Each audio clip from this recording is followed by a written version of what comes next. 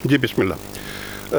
पंजाब चूँकि नून लीग का गढ़ कहा जाता था, यहाँ पर नून लीग ने वैसा पॉलिटिकली परफॉर्म नहीं किया, एडमिनिस्ट्रेटिवली परफॉर्म नहीं किया और उन्होंने इन चीज़ों को, ग्राउंड रियलिटीज़ को नहीं देखा पिछले 5-7 साल में जैसे होमवर्क किया जाना चाहिए था।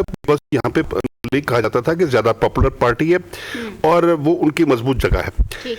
वो जो पहले सोचना चाहिए था अब सोचने लगेंगे। मैं ये समझता हूँ कि सियासतदान को ऐसे नतायज फेस करने से पहले सोच लेना चाहिए कि ऐसा क्यों हुआ।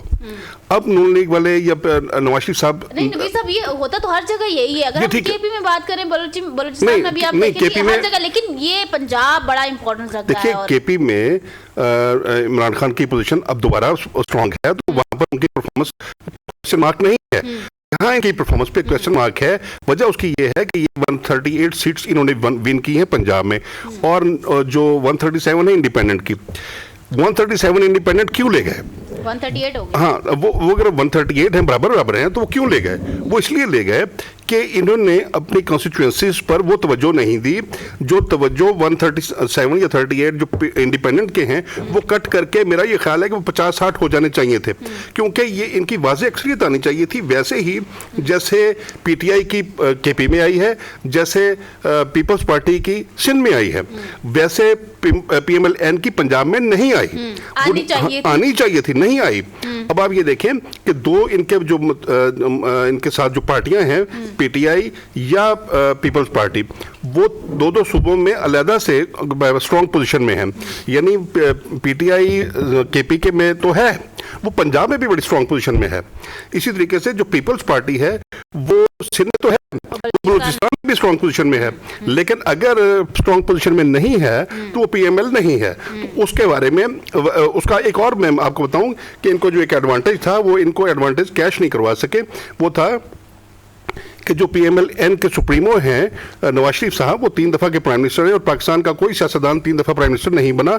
और वो 3 दफ़ा का जो प्राइम मिनिस्टर है वो उस जेस्चर को, उस जो उनका जो क्रेडेंशियल है उसको भी मटेरियलाइज नहीं करवा सके, ना पंजाब में और ना दूसरे सूबों में। आप ये देखें, यहाँ तक बात इंपॉर्टेंट है कि वो अब जिस मानसेरा वाले हलके में गए, प्राइम मिनिस्टर थे 3 दफ़ा के, वो उनके दामाद का हलका था, वो वहां से जाकर भी हार गए। तो यहाँ पर नवाज शरीफ साहब को बहुत कुछ सोचना होगा कि उनकी सियासत में या उनकी जो एडमिनिस्ट्रेशन रही है, डिलीवरी जो रही है सियासी तौर पे, उसमें कहाँ पे लैप्स हुआ। यहाँ एक बात, एक और चीज, नबी साहब आपको लगता है अभी वो बैठ के ये सोचेंगे या फिर ये ओहदों वाले मामलात में? नहीं, अब तो वो जाहिर है कि सियासी जोड़ तोड़ में तो जाएंगे, लेकिन अगर वो नहीं सोचेंगे तो इससे होगा उनका पंजाब में। और अगर पंजाब उनके हाथ से एक दफा फिर निकला, फिर मेरा नहीं ख्याल कि वो पीटीआई दोबारा वो जो स्पेस है वो वापस आने देगी। क्योंकि मैं ये समझता हूँ कि अगर किसी तरीके से पीटीआई पंजाब में गवर्नमेंट, पीपल्स पार्टी और बाकियों के साथ बनाने में कामयाब हो गई तो वो कभी भी बुज़दार या बुज़दार प्लस वाला फार्मूला अप्लाई नहीं करेंगे, क्योंकि वो जो सबक उन्हें हासिल होना चाहिए था वो हो गया। अच्छा, अब आते हैं 2 बयानात पे। 2 बयानात है, एक है नवाज शरीफ साहब का और एक है गौहर खान साहब का। नवाज शरीफ साहब ने यह बयान दिया था कि हम सादा अक्सरियत के साथ जाएंगे, हम जीत जाएंगे, पंजाब वफाक में सादा अक्सरियत के साथ हम गवर्नमेंट बनाएंगे। तो इसका मतलब है कि ये बयान दिया था नवाज शरीफ ने, जो 3 दफा का प्राइम मिनिस्टर है, जो पाकिस्तान का सबसे ज्यादा तजर्बाकार सियासतदान समझा जाता है। उनकी ये कैलकुलेशन अपनी ही पार्टी के बारे में गलत थी और उसका नतीजा ये निकला कि वो न सादा पंजाब में ले सके, न वो सादा वफाक में ले सके। तो यहाँ पर उन्हें सोचना चाहिए कि अगर उनकी कैलकुलेशन गलत है तो बाकी पार्टी का क्या हाल होगा। दूसरी बात है गौहर साहब का। उन्होंने ये कहा कि हम कल एहतजाज में जाएंगे, यानी कि आज एहतजाज में जाएंगे, और उन्होंने अपने कारकुनान से कहा कि वो झंडे लेकर आए, डंडे लेकर ना आए। जी बिल्कुल ठीक है, ये बहुत अच्छा बयान है, लेकिन इसमें एक नुक्ता है वो जो मैं बयान करना चाहता हूँ। उन्हें ये जरूरत क्यों पड़ी अपने कारकुनान को कहने की कि डंडे नहीं लेके आने? इसका मतलब है कि जब पहले आए थे तो वो डंडे लाए थे और उनको लाने का कहा गया था। तो इसमें वो जो उनका, चूंकि गौहर साहब नए सियासतदान है ना, तो उस बयानात या बयानबाजी में उतने माहिर नहीं हैं। वो ये बयान तो देगा सादगी में कि हमने ये कहा कि डंडे नहीं लाए, तो मतलब है कि पहले डंडे का जो उनका जो है पैकेज वो इन्होंने कहा था। अच्छा, लेकिन अगर अभी पीटीआई वाले कहें कि आप तो एक जुमला पकड़ के बैठ गए। नहीं, अब आगे बढ़ते हैं ना, ये बात तो हो गई। अब है बिलावल साहब की बात।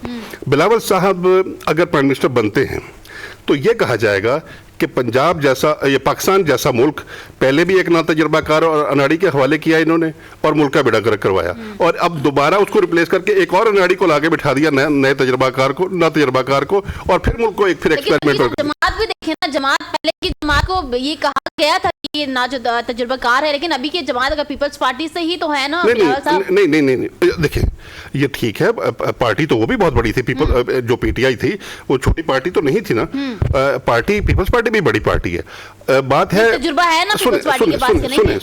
सुने, बात ये है, अगर पार्टियों के तजर्बे की बात है तो तजर्बा सभी के पास है, पार्टियों में के पास था? जी देखें जी, पीटीआई के पास वो जो तजर्बा था प्राइम मिनिस्टर ना तजर्बाकारी थी, वही तो एक प्रॉब्लम हुआ ना।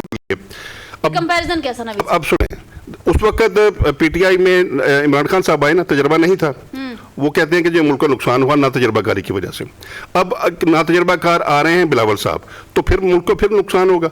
लेकिन बात असल में ये है कि मैं नहीं समझता कि बिलावल साहब आएंगे, वो जरदारी साहब ही आएंगे वफाक में, और जो बाकी सीटें हैं वो हम पहले, जो बिलावल साहब ने कहा था कि भाई प्राइम मिनिस्टर की कुर्सी पे जो है वो कोई जवान बैठे, कोई तो देखिए, अगर क्या उम्र होगी तो नहीं, वो कहते थे कि बाबों को डाल दिया जाए तो फिर उनके वालिद भी तो बाबा ही है ना, तो अगर वो उस वक्त, लेकिन ये जो सियासी बयानात हैं ये बाद में इसकी कोई खास हैसियत नहीं होती। अगर मैं करूं तो ठीक है, बाकी करें तो गलत है। हाँ, तो ये बस सियासत में। मानना साहब आप फरमाइएगा।